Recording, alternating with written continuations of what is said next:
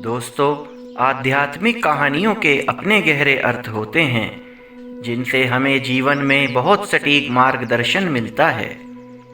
मैं समय समय पर आपके लिए ऐसी कहानियाँ लाता रहूँगा और उनके अर्थ को यथासंभव सरल भाषा में समझाने का प्रयास करूँगा। आज की कहानी है साधु का खजाना। एक गरीब लकड़हारा था।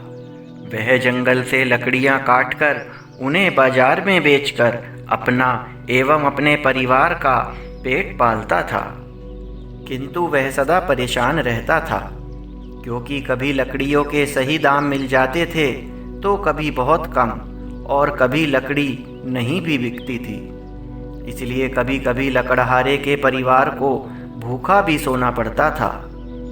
लकड़हारा जिस जंगल में लकड़ी काटता था, वहाँ उसने एक बार एक साधु को ध्यान में मग्न देखा। साधु को देखकर लकड़हारे के मन में उनके प्रति श्रद्धा उत्पन्न हुई और वह उन महात्मा के चरणों में जाकर बैठ गया।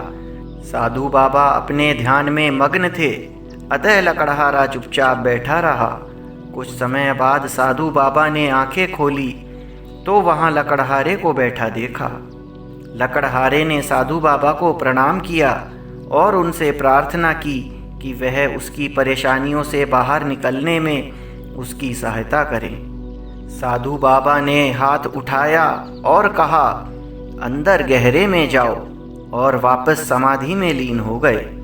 लकड़हारा यह सुनकर समझ गया कि महात्मा जी ने उसे अंदर गहरे जंगल में जाने का आदेश दिया है, और उसने वैसा ही किया। जंगल में गहरा जाने पर उसने देखा वहाँ चंदन के पेड़ हैं। इतने कीमती चंदन के पेड़ों को पाकर वह तो बहुत खुश हो गया और उसने चंदन की लकड़ी काटकर बेचना प्रारंभ कर दिया, जिससे उसकी आर्थिक स्थिति में बहुत सुधार हुआ। अब उसका परिवार कभी भूखा नहीं सोता था। वह सदा साधु बाबा का अपने अंतर मन से धन्यवाद करता रहता था। समय गुजरता रहा और वह धीरे धीरे आर्थिक तरक्की करता रहा। मित्रों, ईश्वर की माया का बड़ा गहरा खेल है। मनुष्य की बुद्धि कभी भी बुरे समय अथवा बुरे हादसे को याद रखना नहीं चाहती। यही कारण है कि मनुष्य बड़े से बड़े दुख से कुछ समय में उबर जाता है, किंतु सुख के मामले में उल्टा है। सुख को मनुष्य की बुद्धि सदा याद रखती है। आप इसे स्वयं अपने ऊपर देख सकते हैं। जो आपके जीवन का सबसे बेहतरीन समय था, वह आपको याद होगा और आप हमेशा उसे फिर से जीना चाहते होंगे।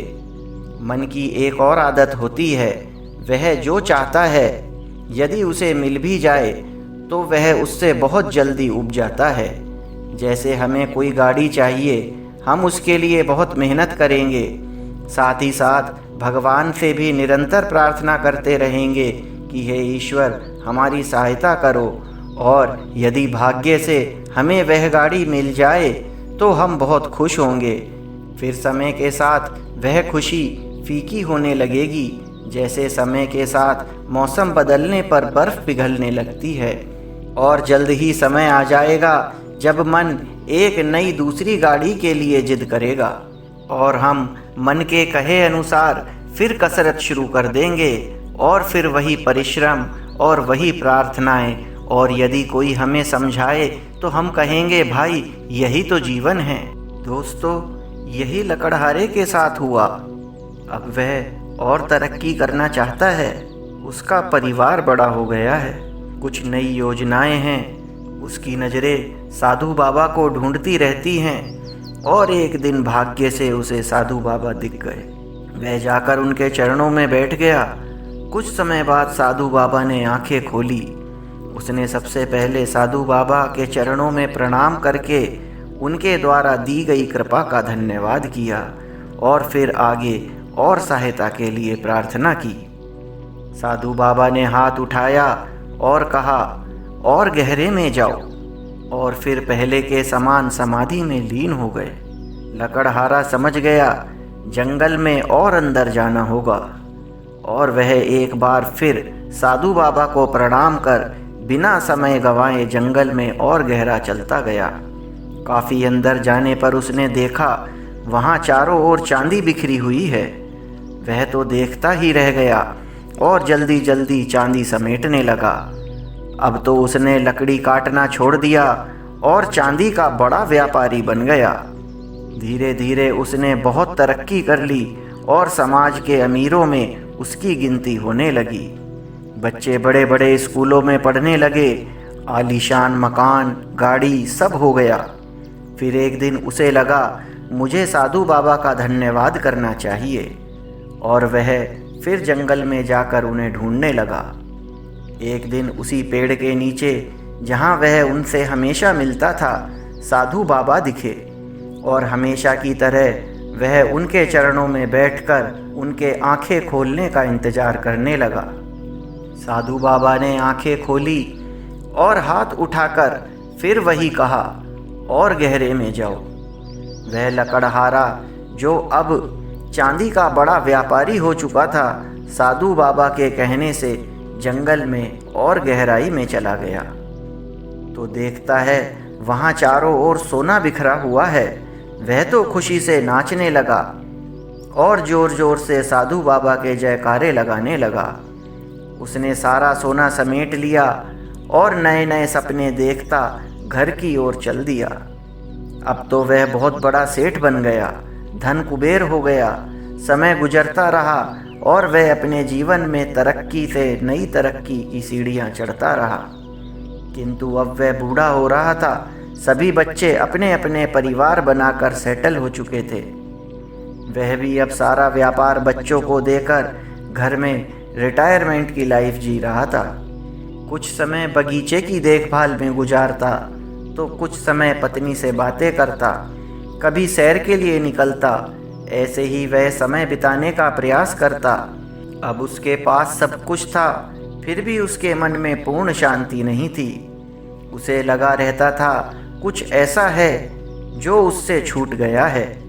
अनेकों बार वह उन साधु बाबा के बारे में सोचता रहता था। वह उनसे मिलकर अपनी इस बेचैनी और अशांति को समझना चाहता था। एक दिन अचानक उसने निर्णय ले लिया कि वह फिर उस जंगल में जाएगा और जब तक साधु बाबा से नहीं मिलता वह वापस घर नहीं आएगा। और इस संकल्प के साथ वह जंगल की ओर चल दिया। और भाग्यवश जाते ही उसे उसी पेड़ के नीचे बैठे हुए साधु बाबा दिख गए। उसने साधु बाबा के चरणों में दंडवत प्रणाम किया। साधु बाबा ने आंखें खोली और उसकी ओर देखकर हाथ उठाकर फिर से कहा, और गहरे में जाओ। किंतु इस बार वह सेठ लकड़हारा रो रहा था। उसने रोते रोते कहा, प्रभु, आपने मुझे मेरी कल्पना से भी ज़्यादा धन वैभव दिया है, किंतु आप स्वयं यहाँ जंगल में इस पेड़ के नीचे सदा संतुष्ट बैठे दिखते हैं। आपके भोजन का, निवास का, किसी चीज़ का कोई ठिकाना नहीं है। जब मैं प्रथम बार भयानक चिंताओं से ग्रस्त हुआ, आपकी शरण में आपसे सहायता की याचना लेकर आया था, उस समय भी मेरे पास आपसे ज़्यादा धन था। मैं जानना चाहता हूँ कि वह सब जो आपने मुझे दिया है वह आपने स्वयं के पास क्यों नहीं रखा। आप उससे एक वैभवशाली जीवन जी सकते थे। साधु बाबा ने कहा, वत्स, मेरे पास उससे कहीं अधिक बड़ा खजाना है जो मैंने तुम्हें दिया है।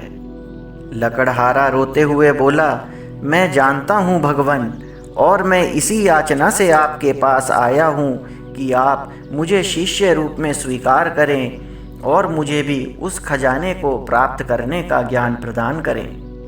कहते कहते लकड़हारे ने अपना सिर साधु बाबा के चरणों में रख दिया। साधु बाबा ने अभय मुद्रा में हाथ उठा उसे तथास्तु कहा। मित्रों, साधु बाबा ने लकड़हारे को समझाना प्रारंभ किया कि मनुष्य की दो प्रकार की गति होती हैं, बहिर्मुखी एवं अंतर्मुखी। बहिर्मुखी अर्थात संसार की ओर अथवा माया की ओर, एवं अंतर्मुखी अपने अंदर की ओर, माया से मुक्ति की ओर। पुत्र, मैंने सदा तुमसे यही कहा है कि और गहरे में जाओ। इसका अर्थ यही है कि चाहे संसार में तरक्की करना चाहो अथवा आध्यात्म में गहरे में तो जाना ही होगा। परिश्रम करना होगा, कर्म करना होगा, किंतु संसार के लिए अथवा माया की प्राप्ति के लिए किया गया कर्म बंधन में बांधता है। पुत्र, बंधन तो सदा दुख ही देगा। इसलिए कहते हैं संसार दुखों का घर है, किंतु माया से मुक्ति के लिए किया गया कर्म बंधनों से मुक्त कर देता है, क्योंकि यह कर्म त्याग का है। साधु बाबा आगे बोले, आओ पुत्र, यहाँ बैठकर ध्यान का अभ्यास करो।